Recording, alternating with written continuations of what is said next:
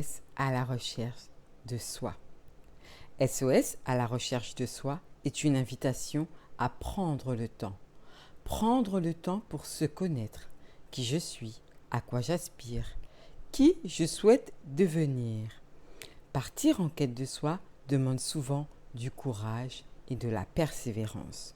Mon but est de partager avec vous ma philosophie de vie, de vous offrir une façon d'aborder la vie.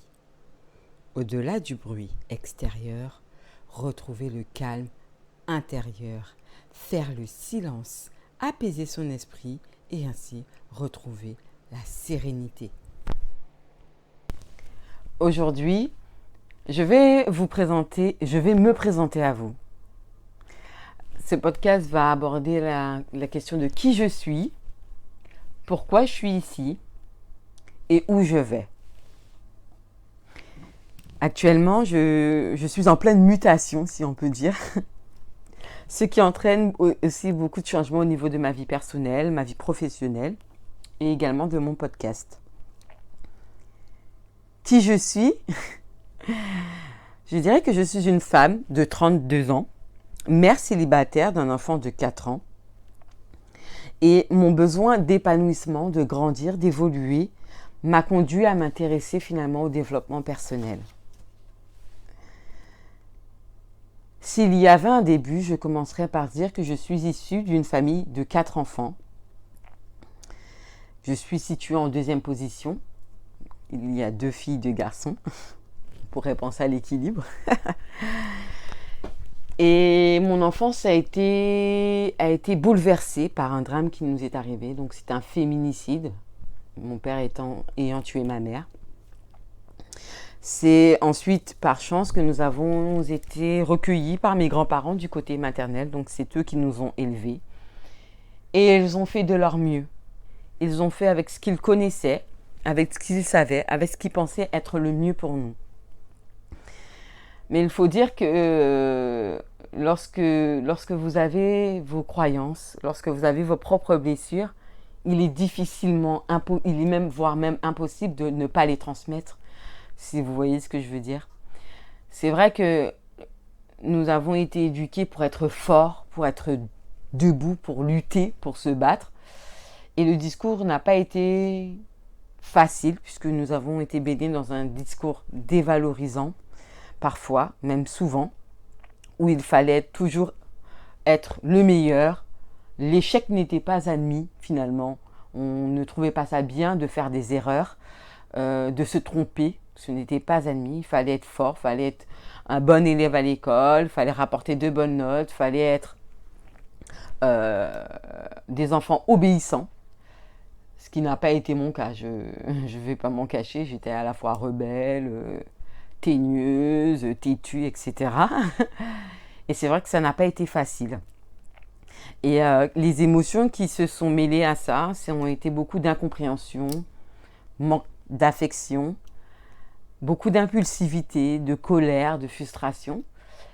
Et j'ai grandi avec ces émotions, je les ai refoulées parfois, ils ont été difficilement, à d'autres fois, ils ont été difficiles à cacher, donc ils ont rejailli. Et j'ai grandi, et puis j'ai alimenté ces blessures, j'ai alimenté ces manques. Et puis la vie, on ne peut pas dire qu'elle est mal faite, la vie, puisqu'elle m'a confrontée en mettant des situations, en mettant des personnes, en mettant en faisant de l'expérience finalement. J'ai fait l'expérience de ces sentiments, de ces émotions à travers des expériences, des rencontres. Et puis, il s'avère que voilà, j'ai rencontré un homme qui s'avère que c'était un pervers narcissique. Bon, je vous passe les détails. Nous sommes restés plus de 8 ans ensemble et nous avons eu un petit garçon ensemble. Et c'est vrai que pendant ces 8 années, j'ai découvert la dépression, la peine, les déboires. Je ne me suis jamais sentie finalement à la hauteur, jamais suffisamment sentie aimée, etc. Et puis, au cours d'un épisode de dépression comme ça, je pose la question à l'univers. Je lui demande, est-ce que c'est ça la vie ? Est-ce que la vie, c'est combat, souffrance, peine, tristesse? Sans vraiment attendre une réponse, sans vraiment chercher à, à savoir si on va me répondre, s'il y avait quelque chose. Et puis un jour, un miracle, je tombe enceinte, j'ai un petit garçon, comme je vous l'ai dit tout à l'heure.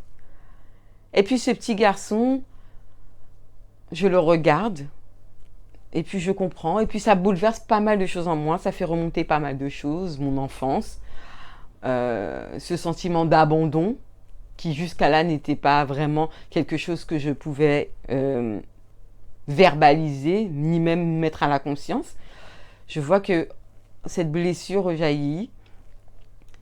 Et puis, il y a une situation lors d'un repas de Pâques avec ma famille. Mon oncle entre dans la pièce et voilà, ce sentiment rejaillit de mal-être, d'incompréhension, d'angoisse, d'anxiété. Mon cœur se remet à battre, des sensations de maux de ventre. Et puis là, voilà, c'est le moment, je me dis non, c'est plus possible. Je ne veux plus d'une vie comme ça, je ne veux plus me confronter à ces sentiments. Je ne comprends pas pourquoi j'ai ça et puis je ne veux plus. Et puis voilà, je décide de me séparer du père de mon fils. Mon enfant avait à cette époque 2 mois et demi. Voilà, je décide de m'en séparer. Je décide de me dire, voilà, je ne sais pas qu'est-ce qui va devenir de moi. Je ne sais pas où je vais atterrir. Mais je ne veux plus, je refuse cette vie. Puis la vie se met en place. Elle met en place des occasions aussi de me dire oui, tu as raison de ne plus avoir cette vie-là, oui, tu as raison de ne plus souhaiter ça pour toi.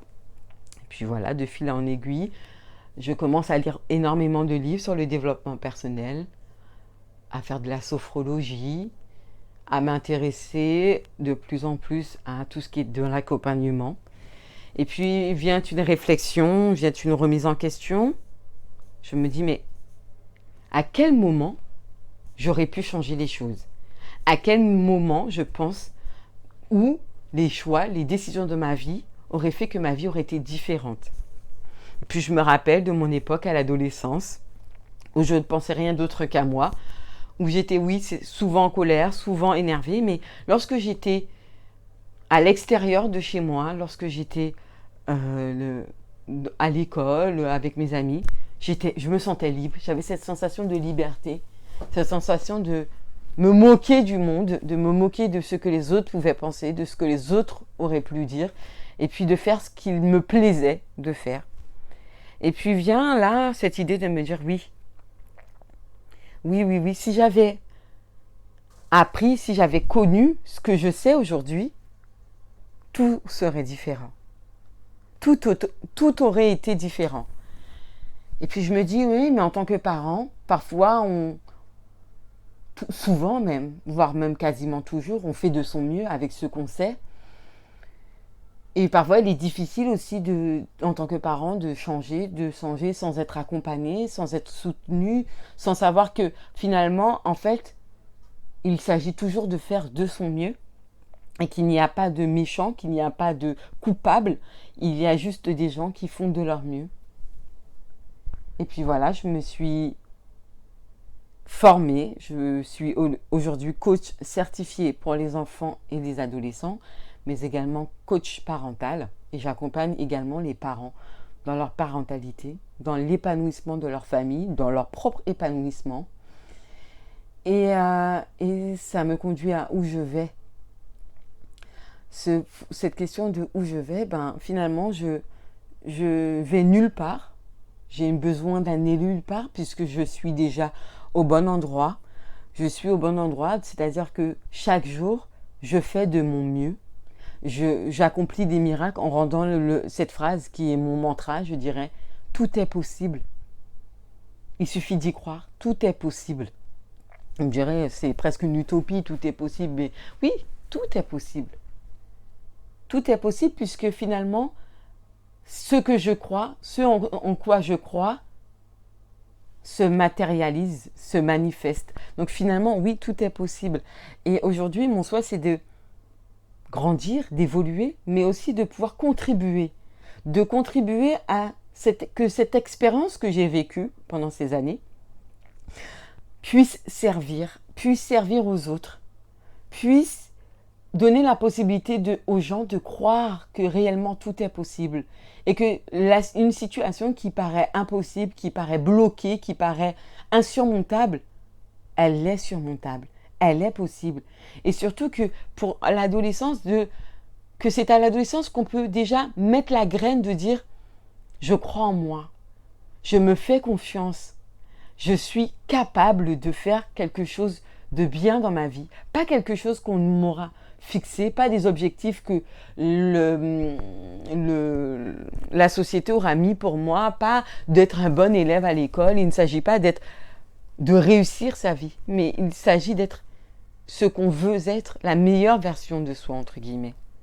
Et donc c'est pour cela que dorénavant, mes épisodes vont parler beaucoup plus de thèmes qui me tiennent à cœur, mais aussi pour permettre aux parents, aux adolescents, à ceux qui m'écoutent, de trouver du réconfort, de trouver peut-être des réponses à leurs questions, de peut-être avoir envie aussi d'avoir des séances d'accompagnement, de coaching.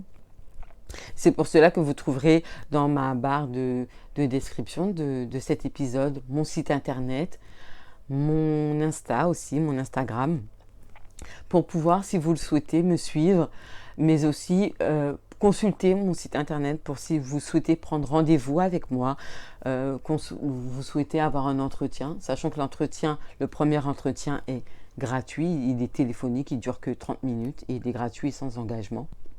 Mais c'est pour pouvoir permettre à ceux qui le souhaitent de changer leur état d'esprit, changer leurs conditions de vie, tout simplement parce qu'ils le souhaitent, parce qu'ils le méritent, parce qu'ils le méritent vraiment. Donc voilà, cet épisode était un peu plus long que les autres, mais je vous remercie énormément de votre écoute, de votre présence. Comme on dit, rien n'est fait au hasard. Et n'hésitez pas, si ce podcast vous a plu, si ce témoignage, puisque c'est le témoignage de ma vie, vous a plu, vous voulez me suivre, n'hésitez pas aussi à partager pour ceux qui peut-être ont besoin d'une petite écoute, de cette écoute. N'hésitez pas à laisser des commentaires aussi si vous voulez que j'aborde un sujet en particulier, un thème en particulier. N'hésitez pas à me le faire partager en commentaire. Je vous remercie beaucoup, beaucoup pour votre écoute. N'oubliez pas que partir en quête de soi, il faut le faire avec beaucoup d'amour, de bienveillance, de compréhension. Je vous souhaite le meilleur pour vous, pour votre famille. Et à bientôt. À bientôt.